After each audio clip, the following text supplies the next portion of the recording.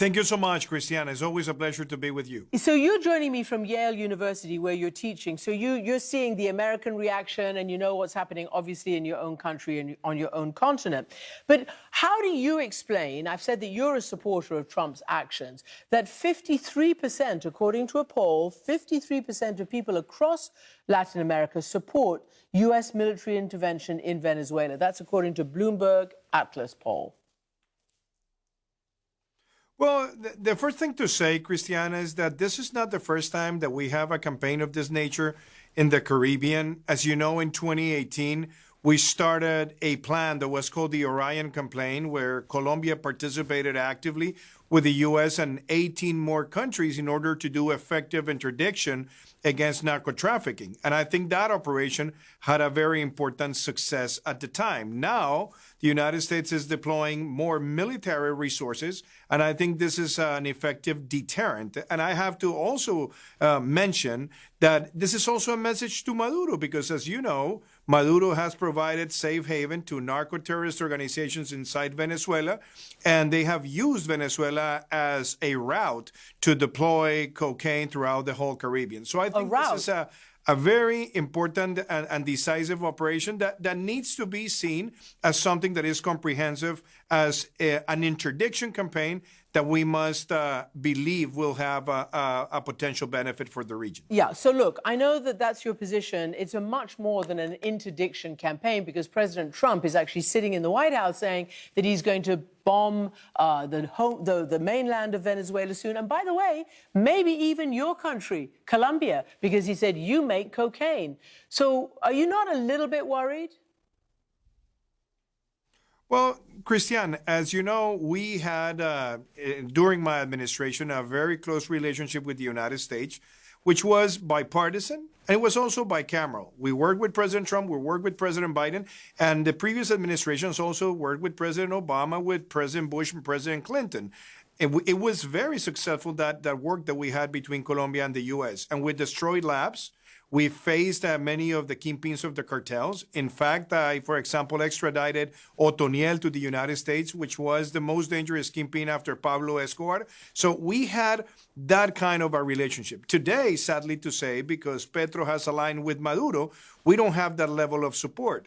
And you have seen how, for example, the interdiction numbers have dropped, how, for example, there has been more permissive behavior with the kingpins of narco-trafficking organizations. So I think this has created a lot of tension. I hope that President Petro can give it a second thought and not to keep on supporting Maduro, and instead allow the U.S. and our Colombian forces to keep on doing strategic strikes against the cartels. If not, I think it will only make Colombia an accomplice of the Maduro structure, which I think is a reckless behavior from President Petro. Okay, so you're talking about your successor, who's from a very different party than you are, and you've just described his differences and your differences with his strategy. But can I just get to the heart of it? Can we just please discuss honestly what this is really about? Because most of the people who are commenting on it point out correctly that actually Venezuela is not classically well, you can describe it what you want, whether it's narco-terrorist or not, for facilitating the routing of it.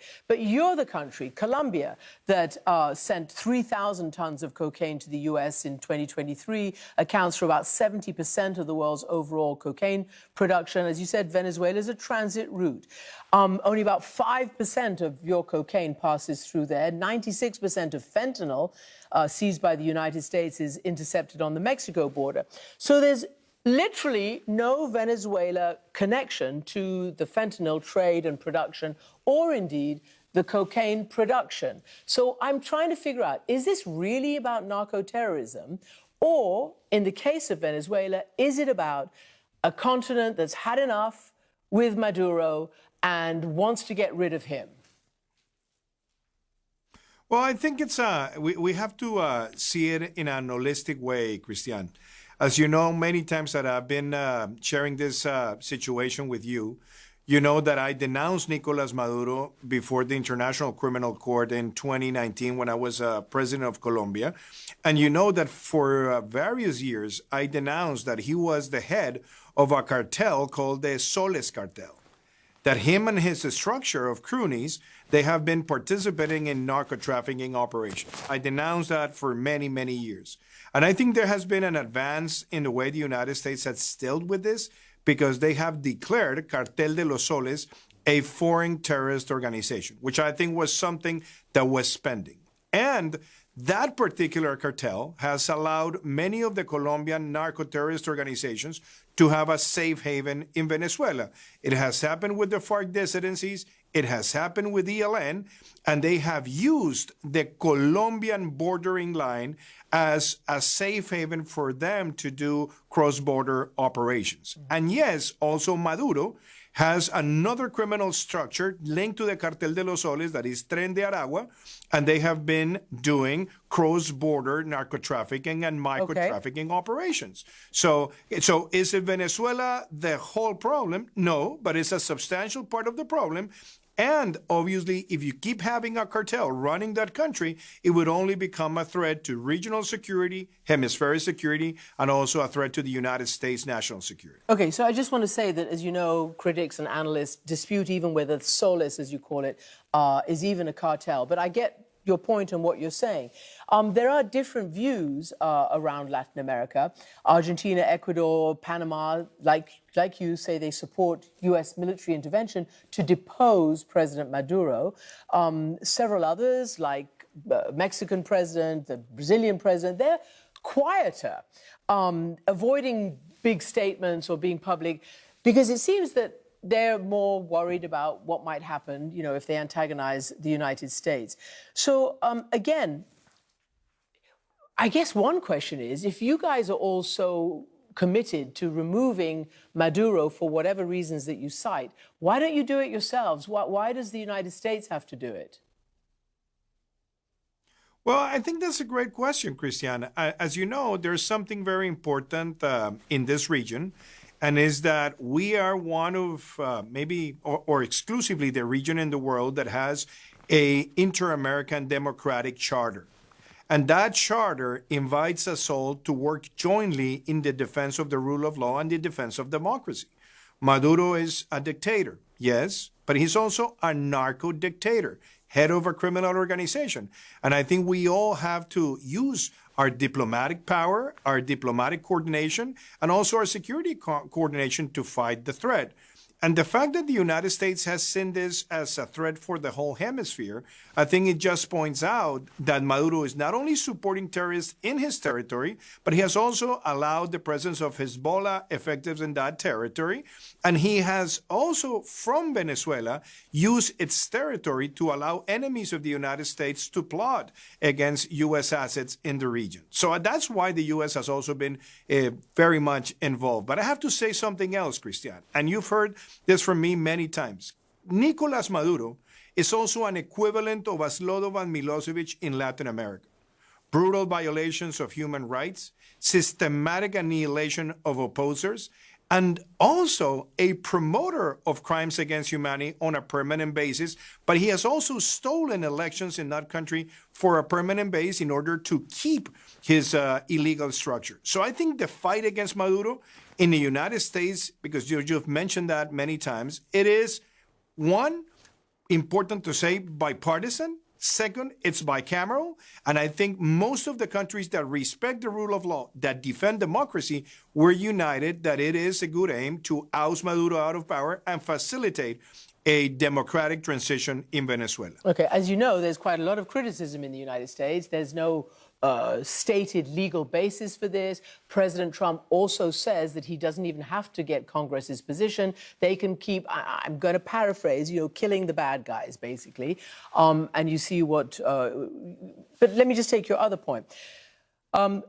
In terms of stealing the elections, I spoke with Maria Corina Machado, as you know very well, the key opposition person, the Nobel Peace Laureate. Not only does she support this intervention, but she dedicated her Nobel to President Trump because of what he's doing. And this is what she told me about that. Oh, because it's absolutely fair. And that's what the Venezuelan people feel. We're getting finally a leadership that is addressing this tragic situation in Venezuela that has been evolving for 26 years, as it should. We have been asked that this criminal structure be addressed using law enforcement. And that's finally what's happening. She also said to me that if the election had been respected, regime change would anyway have happened because her party would have been in office. So, question though, is she speaking for all the Venezuelan people? And I want you to explain this to me because it's interesting. Within Venezuela, support for a US intervention is about 34%, according again to the same Bloomberg Atlas poll. Amongst Venezuelan diaspora outside, support is 64%. So there's clearly a lot of agita outside, and less than half the people support it from the inside. Just tell me how you analyze that. Well, Christiane, we have seen in Latin America, but also in the world, more than 7 million Venezuelans that have left the country in seeking opportunities because of all the destruction that Maduro has triggered. So is it good for the Venezuelan people to oust Maduro? The response is yes. Is it good for the region? Obviously, yes. And I think that triggering a construction of a democratic system that is credible and based on the rule of law is something that is not only beneficial to Venezuela, but beneficial to the whole region. But I also have to say something that it's essential. We have to understand that the situation in Venezuela is the most dangerous migration crisis ever generated in this region, and the human rights violation situation that is taking place in Venezuela, it's insane. The United States historically played a very important role to depose Milosevic and take him to the international court systems, which has worked in that specific case. But the United States has also undertaken operations against terrorist organizations. As you know, we saw the operation against Osama bin Laden. You saw the operation against Soleimani. You've seen the operations against ISIS. So I think there is a legal basis. And when people ask me, do I believe there's going to be an invasion? I don't think this requires an invasion. I think there has to be an operation that will be supported by some people within the structure of power in Venezuela. But I think there has to be now a plan to construct a unity government, a transition framework that would allow the Venezuelans for the first time in 25 years to really enjoy democracy, the economic freedoms, and a credible rule of law system. This is a must for the hemisphere, and in order to embrace, protect, and defend the democratic charter that we have in the inter-American system. Mm-hmm. Oh, look, there's no doubt that he's a very unpopular man. I've interviewed him myself. I know that his commitment to democracy, if I can put it that way, is seriously lacking from what he told me. But what I want to ask you also is, you mentioned a whole bunch of instances and examples. You didn't mention Iraq, which was a case of intervention to depose under the cover of, WMD, which proved not to be the case. And as you know, it turned into a huge, huge issue, a debacle, some people say, with decades of backlash. Are you not slightly afraid? What makes Venezuela different? Well, I think also, historically speaking, Christiane, I think the United States has learned lessons from occupation operations. And I don't think they're planning to do an occupation operation in the case of Venezuela. I think there will be some kind of an operation that would allow a transition to take place, which I think is pretty much needed. But I also have to say, I know what I'm going to say is controversial, but I think when you look at Iraq today, definitely is in a much better place than it was during Saddam Hussein's government. Now, was a success the operation in Iraq? Well, I think there are a lot of criticisms to be made, but there are also things to be applauded. But in this particular case, I don't think the U.S. is thinking in Venezuela as an occupation operation as it did in the case of Iraq. I think there is a great room to create a unity government that would allow a transition for democracy and also for the implementation of a credible rule of lawless system. And if Maduro keeps staying in power, what we're going to see is more migration, more narco trafficking, and more protection of terrorists in his soil. So it's not good for the hemisphere to allow Maduro to remain in office, specifically when he is an equivalent of Slobodan Milosevic in this region based on his human rights violation record. Yeah, I mean, as you know, Milosevic was tried for genocide, and so were his hench people, which is slightly different, but I understand what you're saying to an extent.